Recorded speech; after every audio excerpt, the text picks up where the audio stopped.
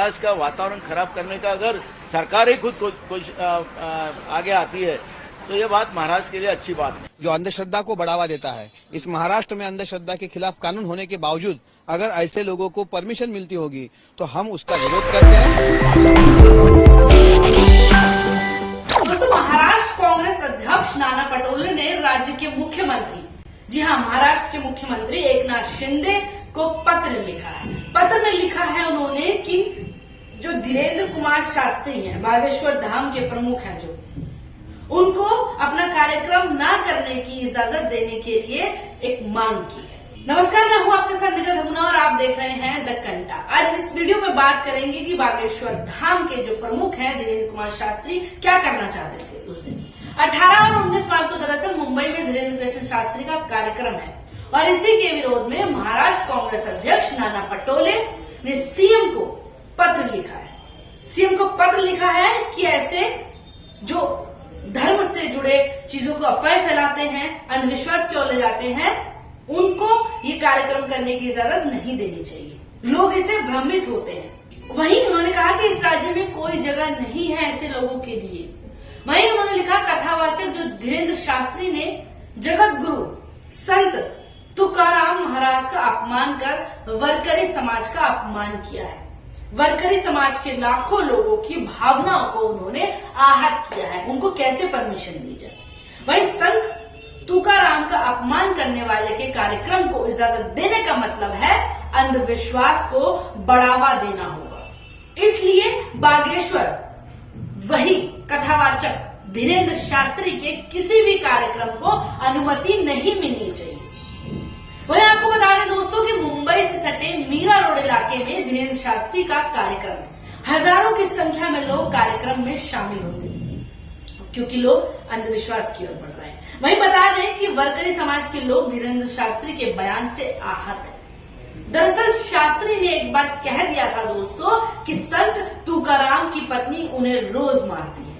उनके बयान पर काफी हंगामा भी मचा था। हालांकि धीरेन्द्र शास्त्री ने बाद में अपने शब्द वापस ले लिए और माफी मांग ली थी।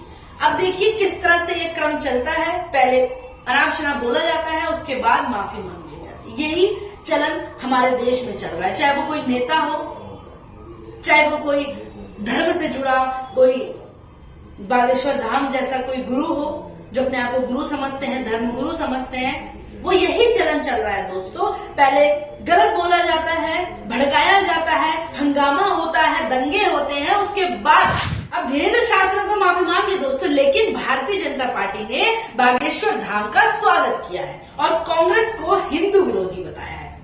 आपको बता दें बीजेपी विधायक ने जो है उन्होंने कहा है कि कांग्रेस नेताओं को हिंदू समाज और साधु तब याद आते हैं जब चुनाव पास होते हैं। चुनाव बीत जाने के बाद इनकी नौटंकी खत्म हो जाती है। वहीं अध्ययन के आधार पर अगर विरोध हो तो उस पर चर्चा की जा सकती है। केवल हिंदू साधु के नाम पर कांग्रेस जो विरोध कर रही है वह दर्शाता है कि वह हिंदू विरोधी है। क्या भारतीय जनता पार्टी के जितने भी नेता हैं क्या वो साथ नहीं लेते जब चुनाव आते हैं? अब दोस्तों आपको बता दें कि किस तरह से सुर्खियों में आए थे, किस तरह से भ्रमित करके धीरेन्द्र शास्त्री आए थे। उन्होंने एक दरबार लगाई थी दोस्तों, आपको याद होगा। उसमें पत्रकार की जो चमत्कार की बात की थी कि बालाजी की कृपा है, उन्हें बदनाम करने की साजिश रची जा रही है। इन्होंने बागेश्वर धाम में कहा था जब से ये सुर्खियों में आए थे।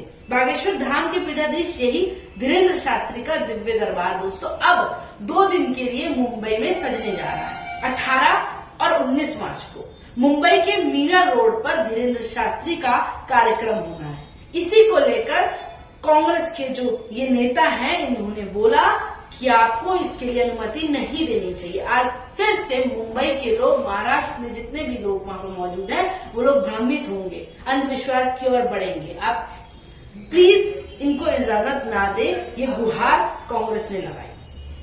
आपको दरअसल 18 मार्च को महादिव्य दरबार लगने का, जिसमें 19 मार्च को दिव्य दर्शन का कार्यक्रम होगा। इसे लेकर कांग्रेस ने राज्य सरकार से मांग की कि बागेश्वर धाम के इस कार्यक्रम को मंजूरी नहीं दी जाए, जिसके बाद बीजेपी ने दूसरी तरफ बागेश्वर धाम के समर्थन में आ गई। अब समर्थन में आ गई भारतीय जनता पार्टी क्योंकि भारतीय जनता पार्टी हिंदू का एजेंडा लेकर हर चुनाव जीतना चाहती है और धीरेन्द्र शास्त्री उन्हीं के चरण में चल रहे हैं। इसलिए बागेश्वर धाम को इजाजत दी जा रही है और इसका समर्थन किया जा रहा है। जी हाँ दोस्तों, इसीलिए इसका समर्थन किया जा रहा है भारतीय जनता पार्टी के द्वारा। अब ये बीजेपी कहीं ना कहीं आप लोगों को दोस्तों भ्रमित कर रही है, आप लोगों को अंधविश्वास की ओर ले जा रही है, लेकिन वही कांग्रेस पार्टी लगातार इसका विरोध पहले भी कर रही थी, अभी भी कर रही है। वही महाराष्ट्र के आपने देखा नाना पटोले ने गुहार लगाई, पत्र के जरिए मुख्यमंत्री को पत्र भेजा है कि इनको इजाजत नहीं मिलनी चाहिए। वहीं इसके समर्थन में एनसीपी के विधायक अमोल मितकरी ने कहा है कि हमने पहले भी मांग की थी कि बागेश्वर धाम के पीठाधीश के खिलाफ कार्रवाई की जाए क्योंकि वह अंधविश्वास को बढ़ावा दे रहे हैं। महाराष्ट्र में अंधविश्वास के खिलाफ कानून होने के बाद भी, अंधश्रद्धा के खिलाफ कानून होने के बाद भी उन्हें परमिशन मिलती है तो हम उनका विरोध करते हैं। उधर उद्धव जो है उनके गुट के नेता आनंद दुबे ने कहा दोस्तों कि अगर सनातन धर्म का प्रचार प्रसार हो रहा है तो हम खुशी जाहिर करते हैं। समय समय पर हमारे महापुरुषों ने ज्ञान, उसी क्रम में कोई भी हमारे समाज को दिशा देने का काम करता है तो हम हमेशा उनके साथ खड़े रहते हैं। अब हमारे गुरु ने ये सिखाया नहीं कि किसका अपमान करना है, किसका अपमान नहीं करना है। वहीं नागपुर में श्री राम चरित चर्चा का आयोजन हुआ था दोस्तों। वहीं दावा है कि अंधश्रद्धा जो हुई थी वहां पे उन्मूलन समिति की वजह से ये कथा 2 दिन पहले ही यानी 11 जनवरी को संपन्न हो गई थी, जबकि इसकी अंतिम तिथि 13 जनवरी थी। वहीं अंधश्रद्धा उन्मूलन समिति ने धीरेन्द्र कृष्ण शास्त्री पर जादू टोना और अंधविश्वास फैलाने का आरोप भी लगाया था जब ये कथा हुई थी वहां पर दोस्तों। इसके बाद भी धीरेन्द्र शास्त्री सुर्खियों में आ गए थे और उन पर आरोप लगे थे, लेकिन दोस्तों फिर भी धीरेन्द्र शास्त्री पर लगातार जहां जहां उन्होंने बागेश्वर धाम का अपना कार्यक्रम लगाया वहां वहां उनके खिलाफ आरोप लगे कि उन्होंने अंधविश्वास को बढ़ावा दिया। वहां पर लोगों को श्रद्धा के अलावा भी उन्होंने बहुत चीजें गलत बताई, गलत दिशा दी धर्म के बारे में। लेकिन फिर भी इतना सब कुछ पता लगने के बाद भी बागेश्वर धाम के जो प्रमुख हैं और बागेश्वर धाम को बढ़ावा मिल रहा है, समर्थन मिल रहा है भारतीय जनता पार्टी से। लेकिन कांग्रेस लगातार सवाल कर रही है, लगातार इसको रोकने का प्रयास कर रही है कि बागेश्वर धाम को नहीं कहीं पर अपना कार्यक्रम करना चाहिए और धीरेन्द्र शास्त्री को ये इजाजत नहीं मिलनी चाहिए क्योंकि वो अंधविश्वास को बढ़ा रहे हैं। इस पर आपका क्या कहना है दोस्तों, कमेंट बॉक्स में जरूर बताएं और इस वीडियो को लाइक, शेयर, कमेंट जरूर करें और द घंटा को सब्सक्राइब करना ना भूलें। धन्यवाद।